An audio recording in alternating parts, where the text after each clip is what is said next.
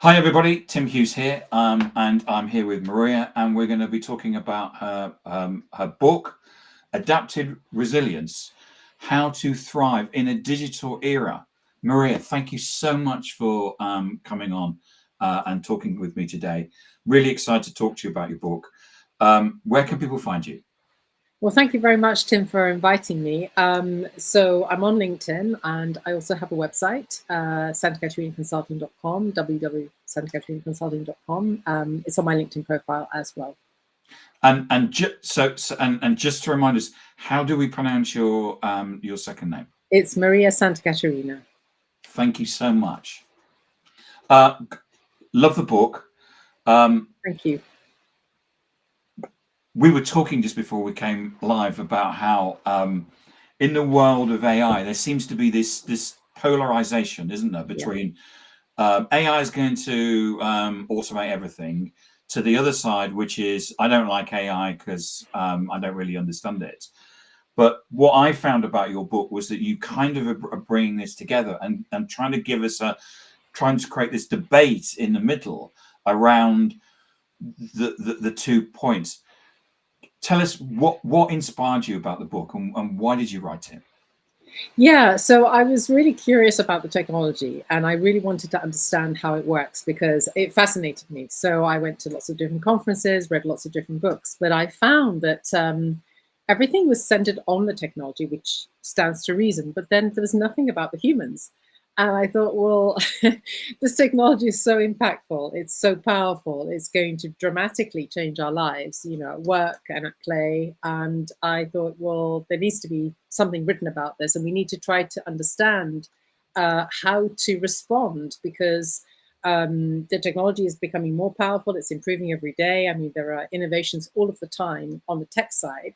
But somehow society is sort of faltering a little and is not quite sure which direction to go in. And individuals, people, groups of people are sort of struggling a little bit to get their heads around it. So I thought it was time to write something and create a strategic roadmap for business leaders to sort of just go through the process of what digital transformation actually means for the enterprise. Because I think that going back 5 years, we were all talking about digital transformation. Now we don't talk about digital transformation, we talk about AI. That's right. But AI forces digital transformation, doesn't it? It does, and it forces a massive rethink of the enterprise. So its role in society, because effectively there's a relationship there. Operationally, how is it going to operate? Because things are changing dramatically fast. And also, for every business, growth and innovation is really important. So, how are we going to chart new innovation pathways, new growth pathways? And that also means for people. People are looking for meaningful jobs, meaningful work. That has always been the case. Now we have this new technology. How can we sort of get a finer balance between the twain, and how can people sort of work better with technology instead of being threatened by it? So that was really kind of my quest, is to try to figure that out. So elaborate. Can you elaborate on your core concept of adaptive resilience and how this differs from the traditional notions of resilience? Yeah, well, so for me, adaptive means that you really need to learn how to anticipate any potential risks and challenges, but also the opportunities, because you need to be ready for that. If you're going to seize the opportunities, it stands to reason that you have to also have measures in place to mitigate the risks, and also you need the resilience to overcome the challenges. So adaptive resilience is a kind of a special skill set, I suppose, that we need to develop as human beings, individually and also collectively in the various teams and the collaborations that we have. And then that will also reflect in society. Because in the book you itemize it's the way that you organize it in terms of chapters, in terms of vision, strategy, culture, growth, innovation, transformation, governance, sustainability, and evolution. Yes, so I just imagined having a blank piece of paper, and if I'm going to build an enterprise, how shall I do it? Well, first of all, I need to start with a vision. What is my enterprise about? And in that particular chapter, I was looking specifically at the human-AI relationship. So everybody talks about artificial intelligence. We can debate that point. It's certainly artificial intelligence. I have a question mark over, because it's not conscious. It's not sentient. Intelligence for me has multiple dimensions. It's not just the ability to process data fast. But I know that that's going to be quite controversial. But I think Maria, that anybody that's used AI in any form knows that it basically spits out the wrong answer, or lies, or, as we kindly say, it hallucinates. Yeah, it was built to mimic human thought patterns and human thought processes as far as we can understand them. And yeah, it gets it wrong, because it's using statistical significance and probabilities, and that's supposed to be mimicking our imagination. But I think it's a little bit different. An organic being evolving with evolved intelligence and so forth. Well, and AI has never been punched in the face, and AI has never fallen in love. I mean, these are things that that you cannot build using statistical models.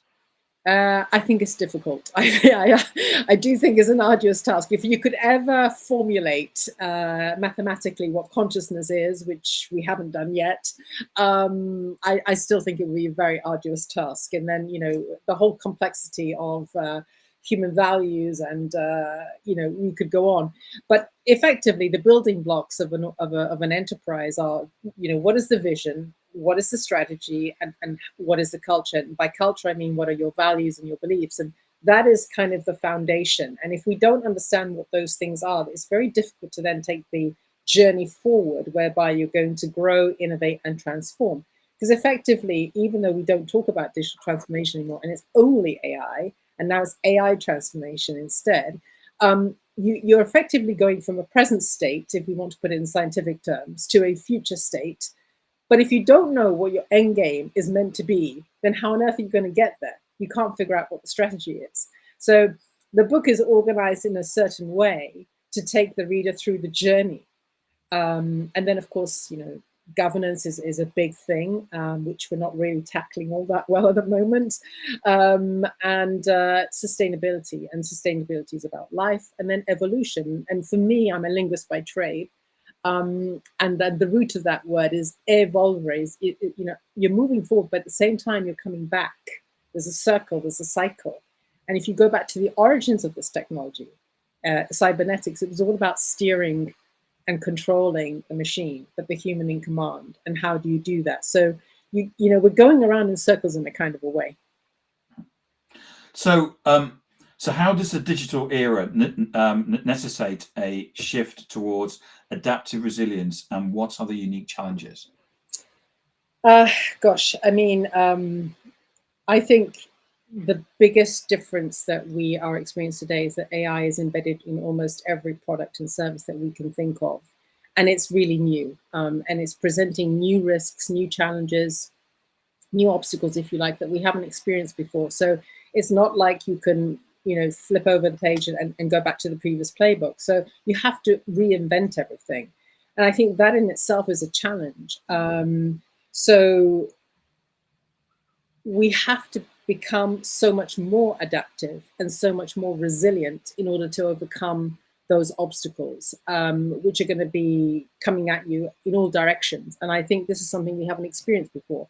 The speed and the scale and the reach of these challenges, if you like, are something that, were more contained before. It's not that we haven't gone through difficult times. It's that they were more contained, or more kind of, you could identify them more easily. Nowadays, you have to run to try to identify them, if you see what I mean.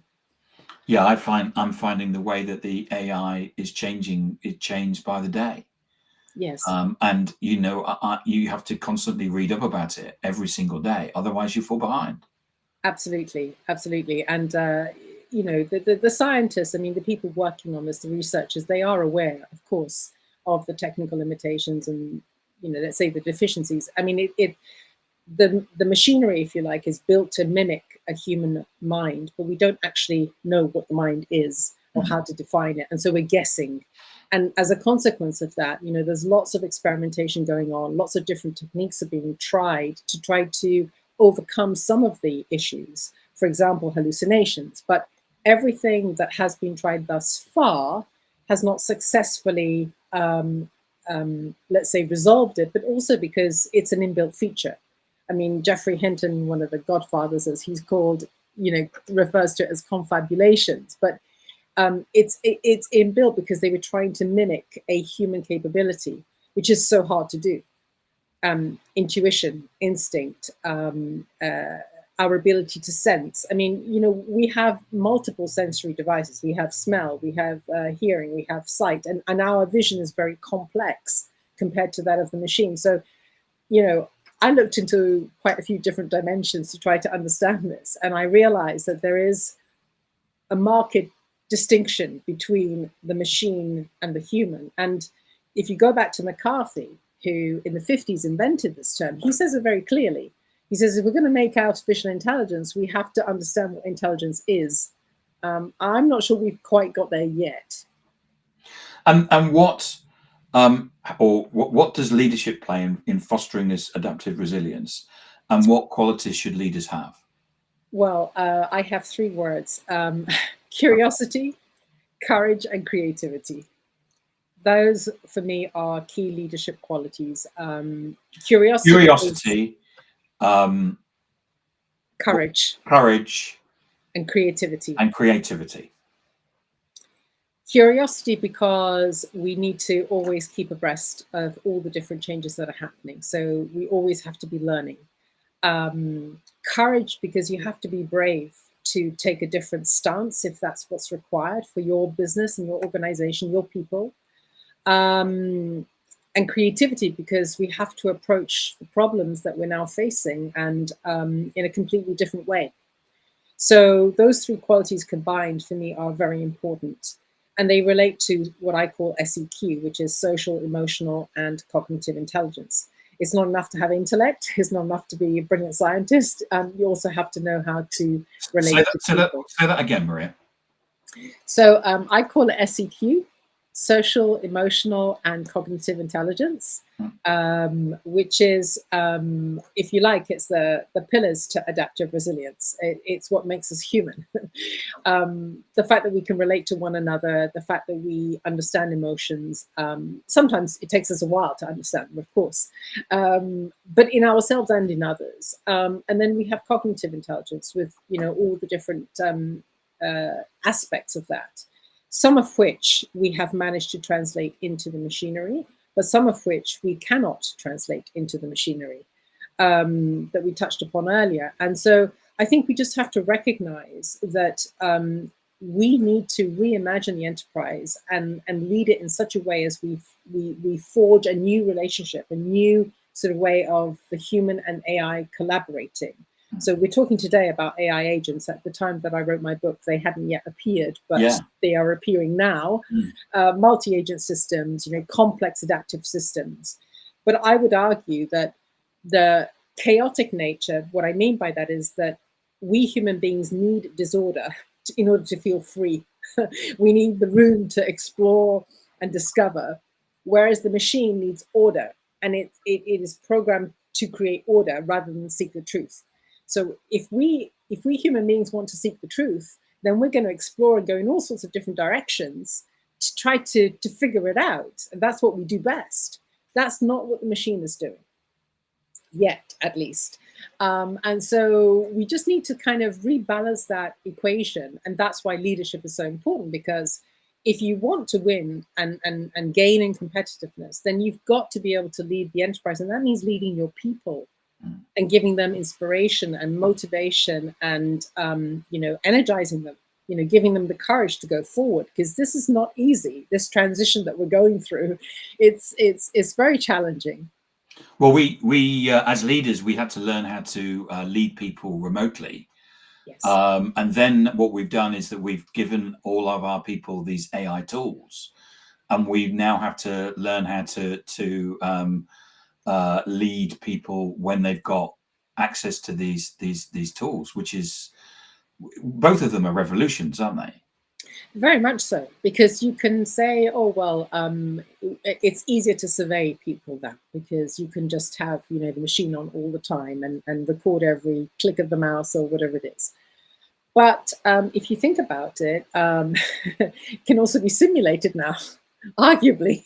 Yeah, my partner's youngest bought one of those things where you put the mouse on. Was it $12-15 from, and the mouse just keeps doing that all day. And Exactly. There was a famous experiment. I think it was Anthropic. Anyway, they had rigged up the algorithm to win the car race, and they gave a very simple set of instructions, and the algorithm won the car race, or the set of algorithms won the car race. But then they tried it with a boat, and the boat kept going around in circles in the harbor. And the reason was the algorithms involved in that situation figured out that they just had to get 1 point more to win the race. They didn't have to get maximum points. And I found that very interesting, because if you relate that to today's reality, we are optimizing like crazy. But what are we optimizing against and for? So where are the qualitative dimensions? Because that's what we human beings really want, desire, need. And so if you're innovating a product and a service, then if you're only optimizing in an algorithmic way, are you really producing something that humans want? Because that's where the crux of the matter lies, I think. And so how can organizations cultivate a culture that embraces the adaptive resilience? Well, that's a really good question. I think it came down to two things for me. Recognizing that we need to respect human identity and human dignity, human values in that sense, and give people agency and autonomy. That means that they have the room for maneuver, that they can explore and discover and have enough room in the decision-making space so that not everything is automated. And arguably, in a business setting, the transactional end can be automated successfully and efficiently and effectively. But the relational part, the relationship part of the puzzle, or the reality that we interact with one another, I think that's very, very difficult to automate. But if people are afraid, or they only do what the machine does, tell them to do, then you're actually missing an opportunity for growth and innovation. So that culture is really important. That's where you have to establish what your values are, what your beliefs are, and where you need to allow room for people to grow, personally, at a personal level, and also at a professional level. So everybody's talking about, digital literacy or AI literacy, but we mustn't forget that we have human skills and human capabilities that we need to be developing as well. And they need to be nurtured, because that takes time. That's the difficult part. And some of that could be down to, the choices that we make in terms of how we use AI. For example, maybe we shouldn't be automating our internal emails with AI. We should write them ourselves. If you automate your internal emails, it begs the question, what are you actually communicating? And what are you contributing? Because part of what you talk about is that this is, AI has a place, but as humans, it's about us looking at AI and actually applying it and using our own cognitive thoughts to provide our own piece of innovation as well, isn't it? Yeah, exactly. I mean, if, for example, I can use an AI tool and I can interrogate it and have a dialogue, and it can help me think through things in a much better way, fantastic. But it's, at the end of the day, I have agency and I have autonomy and I have the right to self-determination, because I decide what I will do rather than the algorithm telling me what to do, what to think, and how to think. You don't want to create, they call it the nanny state. You don't want to create the nanny AI. What you want to do is empower people, because that's how you're going to, I believe, have the growth and the innovation and the competitiveness that is required to take you the distance, and the faraway distance as well. Quarterly returns are arguably the objective for many organizations, but those profits will soon evaporate if you don't have anything underpinning them. And so what I'm saying is that we need to build foundations, vision, strategy, culture, in order to then develop the enterprise growth, innovation, transformation to then get to, you know, the end game. What is the end game? It's an evolution of our societies, of our environment, of the way that we work, the way that we, you know, think and play, I guess. But it has to be an evolution. It can't be a, you know, a discontinue. You know, it can't be the end of history, as somebody put it. Yes. Maria, thank you so much for coming on and talking about your book. I could have talked for ages. I've got bookmarks and I haven't even even got there yet. Maria's book here is Adaptive Resilience: How to Thrive in a Digital Era. And if I wanted to get a copy of this, where could I? Amazon, I guess. Yes, it's on Amazon worldwide and the best bookstores. And if your favorite bookstore hasn't got it, then please do ask them. They can get it very easily from the publisher. And where can we find you, Maria? I'm on LinkedIn, so please do connect with me there, or alternatively, visit my website. And Maria, how do we pronounce your second name? Maria Santacaterina. There we go. And it's if anyone's trying to look you up on LinkedIn this very moment, you can see the spelling there. Thank you, Maria. Thank you so much for coming on and talking to us today. Thank you, Tim. It's been great to speak. An insightful conversation. Thank you very, very much. I really appreciate it. Thank you for inviting me. You're welcome.